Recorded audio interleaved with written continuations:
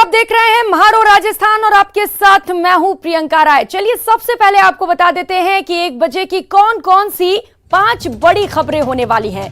तो खबर नंबर 1 आपको बताएंगे अन्नदाताओं का अनशन। खबर नंबर 2 होगा एमपी से कटा संपर्क। खबर नंबर 3 रिकॉर्ड देशभक्ति गान। खबर नंबर 4 पूनिया के दिल की बात। राजस्थान से कांग्रेस का सफाया लक्ष्य और इसके साथ ही नजर रहेगी हमारी खबर बीकानेर में भारत और ओमान का संयुक्त युद्धाभ्यास पर। और सबसे पहले बुलेटिन की शुरुआत करेंगे बड़ी खबर से। टोंक से इस वक्त की बड़ी खबर सामने आ रही है, जहां पर अन्नदाताओं ने अनशन शुरू कर दिया है। अतिक्रमण के खिलाफ किसानों का यह अनशन शुरू हो चुका है। अनिश्चितकालीन धरने के 9वें दिन अनशन की शुरुआत की गई है। 8 दिन बाद तक प्रशासन ने किसानों से बातचीत नहीं की, जिसके चलते किसान खफा हैं और अब अनशन की शुरुआत कर दी गई है। पक्का निर्माण नहीं हटाने से किसानों में आक्रोश है और उप तहसील मुख्यालय बनेठा में सरकारी जमीन पर अतिक्रमण हटवाने की मांग की जा रही है। सरपंच, सचिव और तहसीलदार पर मिली भगत के आरोप लगाए गए हैं। तो ये तस्वीरें आपको दिखा रहे हैं। किसान इस वक्त अनशन पर बैठ चुके हैं। आज प्रदर्शन का 9वां दिन है। लगातार 8 दिनों से प्रदर्शन किया जा रहा था, बावजूद इसके प्रशासन की ओर से अब तक कोई भी एक्शन नहीं लिया गया है। 8 दिन तो हमने धरना प्रदर्शन किया, प्रशासन को चेतावनी दी, कल्याणधणी के हमने प्रशासन को सद्बुद्धि देने के लिए प्रार्थना की। उसके उपरांत भी किसी भी प्रशासनिक अधिकारी ने एसी के ऑफिस से बाहर आकर किसानों को न्याय दिलाने के लिए कोई पहल भी नहीं की। हमारा आक्रोश है कि कोई न्याय संगत करने वाला अधिकारी भी टोंक जिले में बचा है या नहीं बचा है। दूसरी बात यह है कि हम तो शुरू के दिन से ही एक ही बात कहते आए हैं, अगर हमारी बात सही हो तो मान जाएं, अगर गाड़िया लोगार की बात सही हो उसकी मान जाएं। और टोंक से सहयोगी दौलत पारेख इस वक्त हमारे साथ ज्यादा जानकारी के साथ जुड़ चुके हैं। दौलत, 8 दिनों से धरना प्रदर्शन, 9वें दिन अनशन की शुरुआत, क्या वजह इसके पीछे? आखिर समझाइश करने वहां पर क्यों नहीं पहुंचा है कोई अब तक? अतिक्रमण को लेकर के ये किसानों का अनशन आज शुरू हुआ है। पिछले 9 दिनों से बनेठा उप तहसील मुख्यालय है, यहाँ सरकारी जमीन पर अतिक्रमण कर रखा है, उसको हटाने की मांग को लेकर किसानों ने, किसान महापंचायत के जो रामेश्वर चौधरी है वो धरने पर बैठे थे। लगातार 8 दिन बीत जाने के बाद जब प्रशासन ने किसी तरह की सुध नहीं ली, कोई भी वार्ता नहीं हुई, उसके बाद आज अनशन पर ये किसान बैठ गए हैं और ये सरकारी जमीन से पक्का निर्माण हटाने की मांग कर रही है। हालांकि लोग आ रहे हैं, जनप्रतिनिधि जो हैं वो मिलने आ रहे हैं, समर्थन दे रहे हैं, लेकिन प्रशासन की ओर से किसी तरह का कोई सुध नहीं ली गई है, वार्ता नहीं की गई है। और जो अतिक्रमण सरकारी जमीन पर किया है, ग्राम पंचायत ने जो पट्टा जारी किया है उसको लेकर के ग्राम सभा में उसको पट्टे को निरस्त भी कर दिया था, लेकिन ऑनलाइन जब अजमेर से अब जो राजस्व विभाग पट्टा निरस्त होने की जो प्रक्रिया है, उसके अलावा भी सरपंच, सचिव और तहसीलदार के साथ ही जो जिला प्रशासन के अधिकारी है उनकी तरफ से किसी तरह का आश्वासन नहीं दिया गया है और जो पक्का निर्माण है मौके पर वो भी नहीं हटाया गया है। जी बिल्कुल। और दौलत, आरोप भी लगाए जा रहे हैं सरपंच, सचिव और तहसीलदार पर, आरोप लग रहे हैं मिली भगत के, और जिस तरीके से प्रशासन यहां पर समझाइश करने नहीं पहुंच रहा है, इसमें कहीं ना कहीं बड़ी खामी भी नजर आ रही है। बहुत शुक्रिया आपका दौलत, आपका इन तमाम जानकारियों के लिए। और खबर जालौर से है। जालौर में तबादले पर तकरार देखने को मिली। प्रधानाचार्य के तबादले पर विरोध प्रदर्शन शुरू किया गया। सड़कों पर सैकड़ों छात्र उतर आए। अभिभावक स्कूल के गेट पर तालाबंदी कर प्रदर्शन कर रहे हैं और मौके पर भारी पुलिस फोर्स की तैनाती कर दी गई है। 2 दिन पहले भी ये प्रदर्शन हुआ था। छात्राओं से बदसलूकी का वीडियो भी सामने आया था। चीतलवाना क्षेत्र के मालवाड़ा का ये पूरा मामला है। तो तस्वीरें आपको दिखा रहे हैं। तबादले को लेकर यहाँ पर तकरार है और अब प्रदर्शन की शुरुआत हो गई है। श्याम, ज्यादा जानकारी दीजिए प्रदर्शन को लेकर, क्या कुछ ताजा हालात है वहां पर? देखिए प्रियंका, सवेरे से ही बड़ी संख्या में अभिभावक है वो स्कूल के आगे धरने पर बैठे हुए हैं और ऐसे में आप पूरे धरने में एक नई कड़ी जुड़ गई है कि गांव के लोग हैं वो दो धड़ों में बढ़ चुके हैं। एक धड़ा है वो प्रधानाचार्य के तबादले की मांग कर रहा है, तो दूसरा धड़ा है वो तबादला निरस्त करने की मांग कर रहा है। दो धरना प्रदर्शन गेट के सामने शुरू हो चुके हैं और ऐसे में वहां पर बड़ी संख्या में पुलिस फोर्स तैनात कर दी गई है। तमाम अधिकारी है वो भी पहुंचे हुए हैं, समझाइश के प्रयास किए जा रहे हैं, लेकिन अभी भी मामला बना नहीं है। लगातार विरोध प्रदर्शन किया जा रहा है। जो तबादला निरस्त करने की मांग कर रहे हैं उनकी ये कयास लगाए जा रहे हैं कि वो अनिश्चितकालीन धरने पर बैठ सकते हैं, क्योंकि वहां पर टेंट वगैरह को मंगाने की भी काम है वो शुरू कर दिया गया है। कहीं ना कहीं शिक्षक के तबादले को लेकर अब राजनीति गर्मा गई है। दो धड़ों के अंदर विरोध प्रदर्शन का दौर शुरू हो चुका है। जी प्रियंका। बिल्कुल श्याम, मामला गर्मा चुका है। विरोध प्रदर्शन की तस्वीरें भी हम देख पा रहे हैं। श्याम, बताया जा रहा है कि छात्राओं से भी बदसलूकी की गई है वहां पर, इसे लेकर क्या कुछ जानकारी मिल पा रही है? देखिए प्रियंका, जिस तरीके से जो ये तीसरी घटना है जालौर जिले की, और इसी स्कूल के अंदर 2 दिन पहले धरना प्रदर्शन और हुआ था। उस प्रदर्शन के दौरान शिक्षा विभाग की ओर से जो प्रधानाचार्य है किशन लाल बामणिया, उनका तबादला निरस्त कर दिया गया था, लेकिन दूसरे धड़े के जो लोग थे वो उस दौरान यहाँ पर। ठीक है श्याम, आप नजर बनाए रखिए इस प्रदर्शन पर, आपसे लगातार अपडेट्स भी लेते रहेंगे। बहुत शुक्रिया आपका इन तमाम जानकारियों के लिए। और खबरों में आगे बढ़ेंगे। जयपुर में जयसिंहपुरा खोर थाना पुलिस ने बड़ी कार्रवाई करते हुए गिरोह को पकड़ा है। ये गिरोह खाली भूखंडों के फर्जी पट्टे तैयार कर कब्जा करवाता है। पुलिस ने गिरोह में शामिल 6 ठगों को गिरफ्तार किया है, जिनके कब्जे से करीब 1000 से ज्यादा फर्जी आवंटन पत्र, रसीदें, साइट प्लान और करीब 45 अलग अलग सील मोहर, रबर स्टैंप बरामद किए गए हैं। ये गिरोह पंचायतों, सोसाइटी के नाम पर फर्जी पट्टे, रसीदें और साइट प्लान बनाने में माहिर है।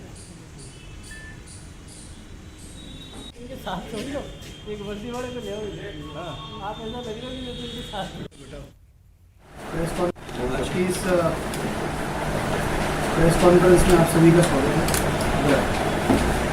जयसिंहपुरा खोर थाने की टीम और हमारे डीएसपी और हमारे तकनीकी सेल ने मिलकर एक ऐसे गिरोह को पकड़ा है जो एक लंबे समय से फर्जी पट्टों का काम कर रहे हैं।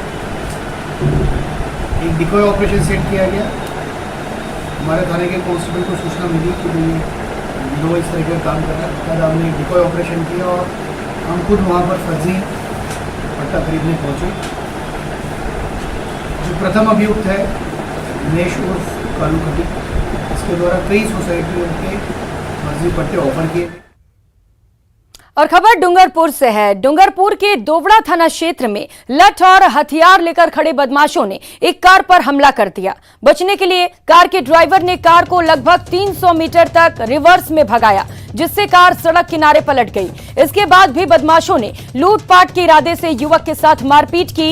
इतने में वहां कुछ वाहन चालक आ गए, जिनके डर से बदमाश भाग गए। पुलिस जाब्ता मौके पर पहुंची और पीड़ित की शिकायत पर बदमाशों की तलाश की जा रही है। तो तस्वीरें आपको दिखा रहे हैं। लूट की नीयत से यहां पर कुछ बदमाश पहुंचे हुए थे। इसके बाद कार को रिवर्स में करके ड्राइवर भगाता रहा, लेकिन राहत की बात यह रही कि यहां पर लूटपाट की वारदात को अंजाम नहीं दिया जा सका। और अब बात अलवर की। अलवर में एक कबाड़ी व्यापारी का हरियाणा के रेवाड़ी में अपहरण हो गया। इस संबंध में अलवर कोतवाली में व्यापारी के गुमशुदगी की रिपोर्ट दर्ज करवाई गई। व्यापारी 10 अगस्त से लापता है। अभी तक उसका कोई सुराग नहीं लगा है। पुलिस ने मामला दर्ज कर एक टीम हरियाणा के रेवाड़ी भेजी है।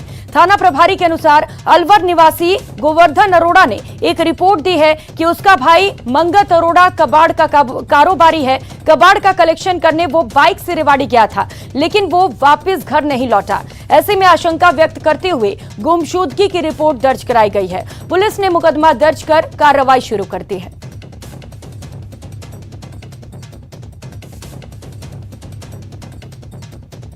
आज सुबह एक मिस्टर गोवर्धन लाल अरोड़ा है, इन्होंने एक गुमशुदगी रिपोर्ट दर्ज करवाई है अपने भाई मंगत अरोड़ा के संबंध में, जिन्होंने बताया है कि ये मंगत अरोड़ा जो है स्क्रैप के व्यापारी हैं और कल मोटरसाइकिल से अपने व्यापार के सिलसिले में कोई पैसे का कलेक्शन करने के लिए जो है रेवाड़ी गए थे। उसके बाद से वापस नहीं आए हैं।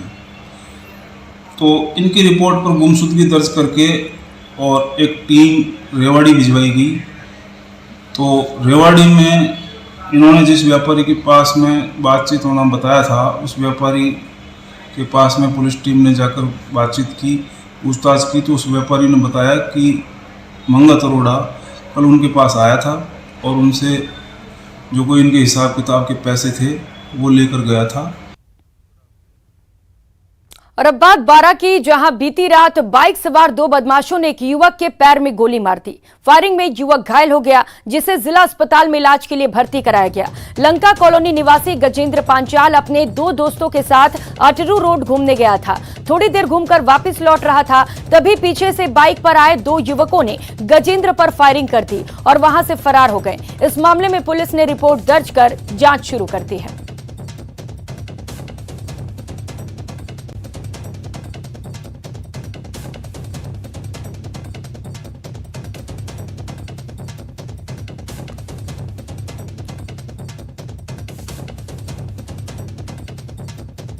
पांचाल निवासी चलीघाट रोड में बताया कि साहब मैं घर से मेरे दो दोस्तों के साथ में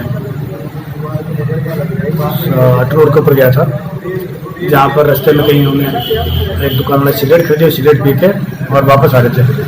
तो कह रहा है पीछे से एक मोटरसाइकिल आई जिस पर दो लोग बैठे हुए थे और उसने मोटरसाइकिल क्रॉस करते हुए मेरे पर। और अब बात श्रीगंगानगर की, जहां रायसिंह नगर में बीती रात अज्ञात चोरों ने एक खाद बीज की दुकान को निशाना बनाया। चोरों ने एक दुकान का ताला तोड़कर दुकान में रखी नकदी और दूसरे महत्वपूर्ण कागजों पर हाथ साफ कर दिया। सुबह जब दुकानदार दुकान खोलने पहुंचा तो दुकान के ताले टूटे हुए मिले। बाद में पुलिस को इसकी सूचना दी गई। सूचना मिलने पर रायसिंह नगर थाना पुलिस मौके पर पहुंची, घटनास्थल का मौका मुआयना किया। दुकान में हुई चोरी की वारदात दुकान में लगे सीसीटीवी कैमरे में कैद हो गई, जिसमें एक युवक बेधड़क बिना डरे दुकान के भीतर चोरी की वारदात को अंजाम दे रहा है। मौके पर पहुंची रायसेन नगर थाना पुलिस के द्वारा सीसीटीवी फुटेज के आधार पर चोर की पहचान और तलाश की प्रक्रिया शुरू कर दी गई है।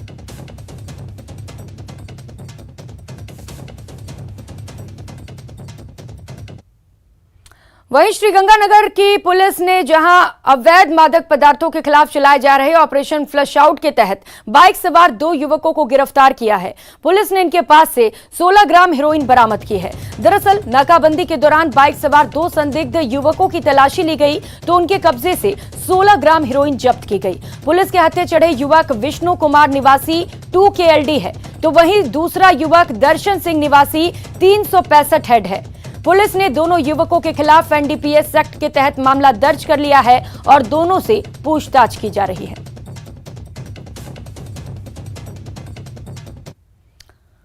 और अब बात नागौर जिले की, जहां पुलिस ने मादक पदार्थों के खिलाफ बड़ी कार्रवाई करते हुए 130 ग्राम MD जब्त कर 4 तस्करों को गिरफ्तार किया।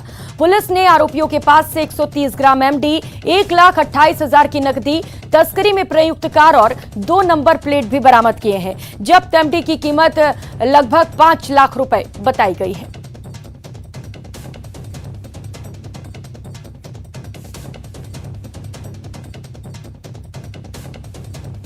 खबर झुंझुनू से, झुंझुनू का लाल राजेंद्र भांबू शहीद हो गया है। राजौरी आतंकी हमले में ये शहीद हुए और राजेंद्र भांबू आतंकियों से लोहा लेते हुए शहीद हुए हैं। शहीद के शहादत से पैतृक गांव शोक में डूबा हुआ है।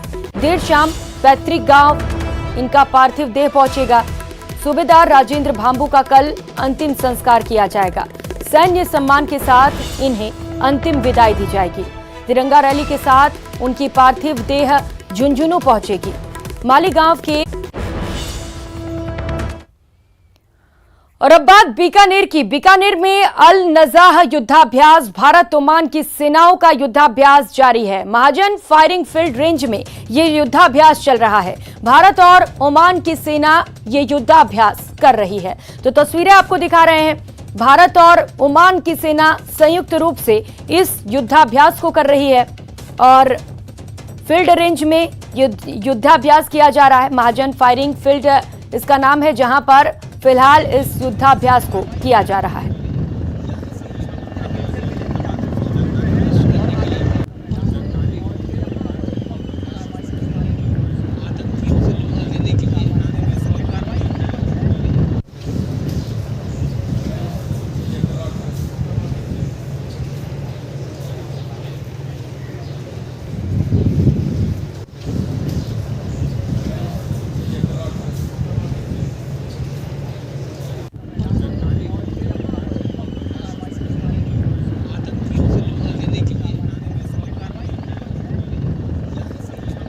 बीकानेर से ये तस्वीरें आपको दिखा रहे हैं जहां पर भारत ओमान दोनों सेनाएं यहां पर युद्धाभ्यास कर रही हैं। महाजन फायरिंग फील्ड से ये तस्वीरें हैं जहां पर दोनों ही सेनाएं अपनी अपनी तरह से लगी हुई हैं इस युद्धाभ्यास में, ताकि दुश्मन के हर नाकाम कोशिश को नाकाम किया जा सके।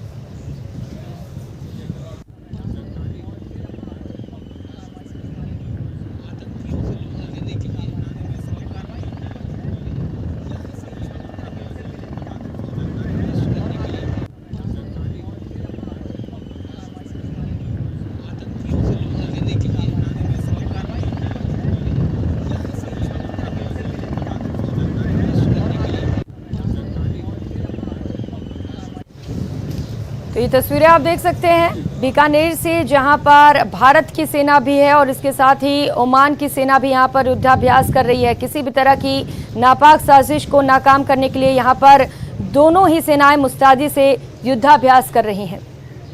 बीकानेर से सहयोगी मनीष इसी खबर पर ज्यादा जानकारी के साथ जुड़ चुके हैं। मनीष, दोनों सेनाओं की ओर से युद्धाभ्यास किया जा रहा है, क्या कुछ तस्वीरें वहां से और कब तक ये युद्धाभ्यास वहां पर चलने वाला है? ये बताना चाहूंगा, इंडो ओमान जॉइंट एक्सरसाइज की शुरुआत जो है वो 1 तारीख को की गई थी, 1 अगस्त को, जिसका समापन किया गया है। भारत और ओमान की जो सेना है वो लगातार यहाँ पर महाजन में जो फील्ड फायरिंग रेंज है वहाँ पर लगातार ये अपना जो है जॉइंट एक्सरसाइज कर रही थी। संयुक्त इनका युद्धाभ्यास था दोनों देशों की सेनाओं का, और आज इस युद्धाभ्यास की जो है पूरी समाप्ति कर दी गई है, जिसको लेकर के आज मीडिया को भी यहाँ बुलाया गया था और मीडिया को पूरी कवरेज दिखाई गई कि किस तरीके से जो भारतीय सेना है वो अपने दुश्मनों को नेस्तो नाबूद करती है। उनके जो गलत उनकी इंटेंशन रहती है उनको किस तरह से तोड़ा जाता है। इसी तरह से आज एक डमी यहाँ पर बताया गया, हेलीकॉप्टर के जरिए है जो सेना के जवान हैं वो नीचे उतरते हैं, रस्सी के जरिए नीचे उतरते हैं, और उसके बाद वो एक बिल्डिंग है जहाँ पर 3 टेररिस्ट छिपे होते हैं, उनको सेना के जवानों ने ढेर कर दिया था, उनको मार दिया जाता है। उसके बाद में दूसरी बिल्डिंग में जहाँ पर कुछ लोगों को हॉस्टाइल किया गया था, उनको बंधक बनाया गया था के द्वारा, उन जो बंधक थे उनको भी भारतीय सेना और ओमान की संयुक्त सेना ने संयुक्त इस ऑपरेशन में उनको भी छुड़ाया था। तो निश्चित तौर पर जो जॉइंट एक्सरसाइज होती है इनका मूल उद्देश्य वही रहता है कि किसी भी तरह से जो दोनों देशों की सेनाएं हैं उनके बीच में एक सामंजस्य, एक तारतम्य जो है वो बनाया जा सके, आपस में एक अंडरस्टैंडिंग बनाई जा सके। और इसी को लेकर के आज इस तरह की जो एक्सरसाइज की जॉइंट एक्सरसाइज चल रही थी महाजन फायरिंग फील्ड रेंज में, आज इसका समापन किया गया है। ब्रिगेडियर यहाँ पर खुद मौजूद रहे थे, ओमान की सेना के ब्रिगेडियर भी यहाँ मौजूद रहे थे, और इसके बाद में जो सेना है उनका वो लवाजमा पूरा ओमान की सेना का वो अपने यहाँ से रवानगी देता जा रहा। जी मनीष, कौन कौन से युद्धाभ्यास यहाँ पर किए गए? क्या हवाई युद्धाभ्यास भी यहाँ पर किया गया? देखिए, युद्धाभ्यास में हर तरह का यहाँ पर युद्धाभ्यास किए गए थे। सबसे पहले तो जिस तरह से दोनों सेनाओं के बीच में आपसी तारतम्य बैठाने के लिए यहाँ पर जो टैंक है उनकी मदद ली गई, और टैंकों के जरिए जिस तरीके से जो पानी का जो एरिया बना हुआ है कैचमेंट, वहां से इन टैंकों को निकाला गया। और उसके बाद मनीष, तो जल थल नभ तीनों तरह के युद्धाभ्यास यहाँ पर सेनाओं की ओर से किए गए। बहुत शुक्रिया मनीष आपका इन तमाम जानकारियों के लिए। और रुक कर लेते हैं बड़ी खबर का। प्रदेश में मौसम विभाग ने येलो अलर्ट जारी किया है। प्रदेश के 22 जिलों में बारिश के आसार बताए जा रहे हैं। कुछ जिलों में भारी बारिश होने की संभावना जताई गई है। अगले 4 दिन तक भारी बारिश की आशंका जताई गई है। जयपुर समेत 22 जिलों में भारी बारिश की संभावना है। जयपुर मौसम विभाग ने येलो अलर्ट जारी किया है और बताया गया है कि प्रदेश के 22 जिलों में बारिश के आसार हैं, और इसके साथ ही अगले 4 दिनों तक कुछ जिलों में भारी बारिश होने की संभावना है।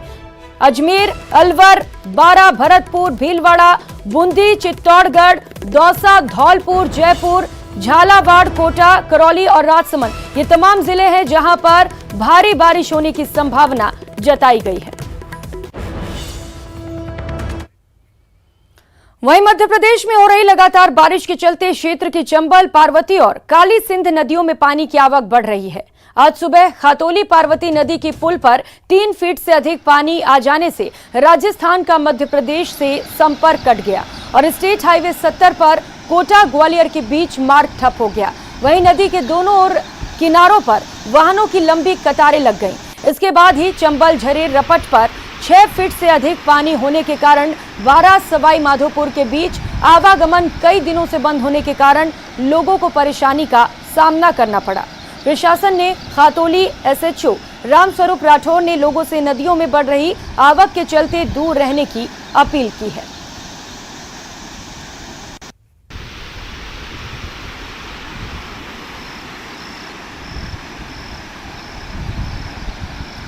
कोटा से सहयोगी योगेश हमारे साथ जुड़ चुके हैं इस वक्त फोन लाइन पर। योगेश, इस वक्त MP से भी संपर्क कट गया और बताया जा रहा है कि कई इलाकों के एक दूसरे से संपर्क कट गए हैं। किस तरीके से अलर्ट वहां पर देखने को मिल रहा है, क्या कुछ तैयारियां प्रशासन की ओर से? बिल्कुल, मध्य प्रदेश में जो लगातार बारिश हो रही है उसकी वजह से चंबल, पार्वती और काली सिंध जो तीनों नदियां हैं वो उफान पर हैं, जिसकी वजह से जो पानी है उसका जल स्तर है वो लगातार बढ़ता जा रहा है। ऐसी सूरत में राजस्थान और मध्य प्रदेश की जो सीमाएं हैं वहां से संपर्क कट गया है राजस्थान और मध्य प्रदेश का। स्टेट हाईवे 70 की अगर बात करें तो ग्वालियर श्योपुर मार्ग है, ये कोटा का ग्वालियर और श्योपुर मार्ग श्योपुर से संपर्क कर चुका है। उसके बाद इटावा उपखंड जो है, इटावा उपखंड का भी कोटा से संपर्क जो है वो कट गया है। एक कोटा और इटावा के बीच में चंबल नदी ने संपर्क को रोका है। तो वहीं अगर बात की जाए स्टेट हाईवे ग्वालियर श्योपुर और कोटा मार्ग की, तो उस पार्वती नदी में तेज बहाव आने की वजह से वो संपर्क कटा है। वाहनों की दोनों तरफ लंबी लंबी कतारें लगी है। चंबल की जो झजेर पुलिया है उस पर भी 8 फीट से ऊपर पानी चल रहा है। आपको ये भी बता दें कि जो गांधी सागर बांध है वो लगातार बढ़ता चला जा रहा है, जिसकी वजह से जलस्तर उसका बढ़ रहा है। तो उसके गेट खुलने वाले हैं और कोटा में भी कोटा बैराज जो है उसके भी गेट जो है वो खोले जा सकते हैं, क्योंकि पानी की जो आवक है वो लगातार बढ़ रही है। उसकी वजह से जल्द ही जो गेट है जी बिल्कुल योगेश, पानी की जो आवक है वो लगातार बढ़ रही है और प्रशासन ने अगले 4 दिनों के लिए भारी बारिश का अलर्ट भी जारी किया है, तो हो सकता है मुश्किलें और भी ज्यादा बढ़ सकती हैं। बहुत शुक्रिया योगेश आपका इन तमाम जानकारियों के लिए। और अब बात डूंगरपुर की, जहां पड़ोसी जिलों में अच्छी बारिश के बाद डूंगरपुर जिले के तालाब, नदियों और बांधों में पानी की आवक लगातार जारी है। तालाब और बांधों में पानी की आवक होने से जलस्तर बढ़ रहा है। इसी के तहत डूंगरपुर जिले के आसपुर में स्थित संभाग का दूसरा सबसे बड़ा सोम कमला अंबा बांध भर चुका है, जिसके चलते आज 2 गेट करीब 10-10 सेंटीमीटर खोले गए हैं। दोनों गेटों से करीब 1594 क्यूसेक पानी की निकासी की गई। वहीं गेट खोलने से पहले विभाग की ओर से नदी किनारे से लोगों को हटाने के लिए सायरन भी बजा दिया गया और ग्रामीणों को सतर्क भी कर दिया गया है।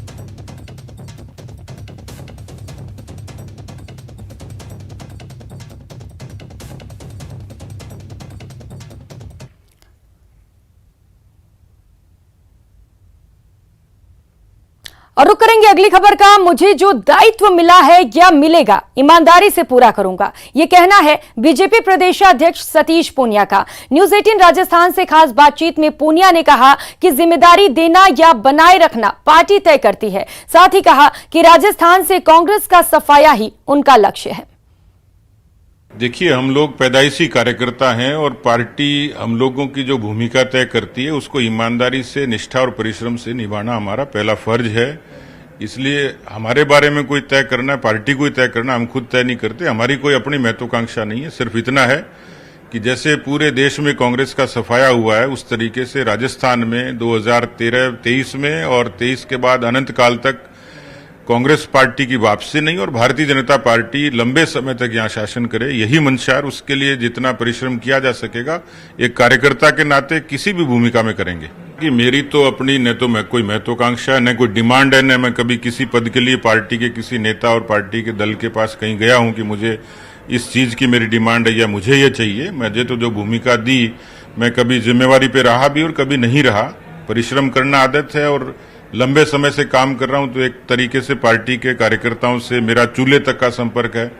इमोशनली वो जुड़े हुए हैं, इसलिए मेरे साथ कुछ अच्छा होता है तो उनको बहुत अच्छा लगता है। और ये इमोशंस किसी भी दल के लिए, केवल व्यक्ति के लिए नहीं, पार्टी के लिए भी द्विगुणित होते हैं, उनको ताकत और ऊर्जा देते हैं। मैं तो पूरे तरीके से समर्पित हूं पार्टी के नेताओं के लिए, कार्यकर्ताओं के लिए, राजस्थान की जनता के लिए। तो मुझे कहीं लगता नहीं है कि जो अंग्रेजी का एक शब्द आता है जॉब सेटिस्फेक्शन, मुझे कोई सर्टिफिकेट दे या नहीं दे, मुझे संतोष है कि मैं अपनी भूमिका को ठीक से निभा पाया।